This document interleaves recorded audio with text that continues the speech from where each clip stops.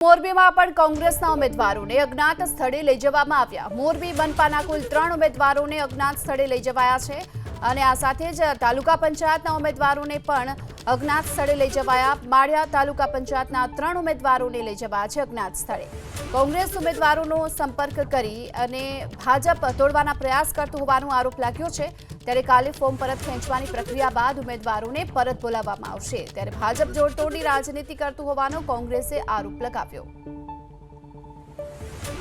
વધુ વિગતો મેળવીએ સંવાદદાતા પાર્થ આપણી સાથે જોડાયા છે। પાર્થ, કુલ કેટલા ઉમેદવારોને અજ્ઞાત સ્થળે લઈ જવામાં આવ્યા છે? શું કારણ છે? એનો ડર સતાવી રહ્યો છે કોંગ્રેસને?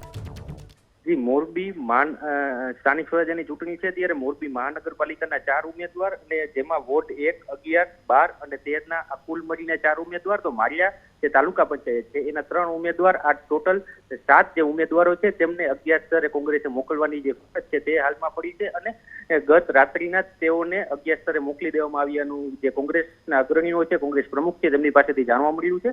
તેઓને ભાજપ દ્વારા તોડજોડની રાજનીતિ અપનાવી અને ફોર્મ પાછું પરત ખેંચી લેવા માટે દબાણ કરવામાં આવી છે। સામાજિક રીતે દબાણો કરવામાં આવી રહ્યા હોવાના જે આક્ષેપો છે તે હાલ કોંગ્રેસ દ્વારા ભાજપમાંથી કરવામાં આવી રહ્યા છે, જેને લઈ અને આ જે કોંગ્રેસના જે ઉમેદવારો છે, 7 ઉમેદવારો છે, તેમને હાલ અજ્ઞાત સ્થળે મોકલી આપવામાં આવ્યા છે અને કોંગ્રેસ દ્વારા એનકેન પ્રકારે ભાજપ દ્વારા તોડવાનો પ્રયાસ કરવામાં આવતો હોવાના જે કોંગ્રેસ છે તે હાલ આક્ષેપ પણ કરી રહ્યું છે। આજે તમામ જે 7 જે ઉમેદવારો છે તેમને આવતીકાલે ફોર્મ પરત ખેંચવાની જે પ્રક્રિયા છે એ પૂર્ણ થયા બાદ જ તેમને પોતાના વિસ્તારમાં પરત લાવવામાં આવશે તેવી પણ હાલ જે માહિતી છે તે મળી રહી છે અને અન્ય કોઈ જે ઉમેદવારો છે તેમને ભાજપ દ્વારા તોડવાનો પ્રયાસ ન કરવામાં આવે કે કોઈ દબાણ ન આપવામાં આવે તેને લઈ અને હાલ પણ કોંગ્રેસ પણ કાર્યવાહી અને એક્શન મોડમાં આવી રહ્યું છે અને પોતાના જે ઉમેદવારો છે તેને સાચવવાનો જે પ્રયાસ છે તે હાલ કોંગ્રેસ દ્વારા કરવામાં આવી રહ્યો છે।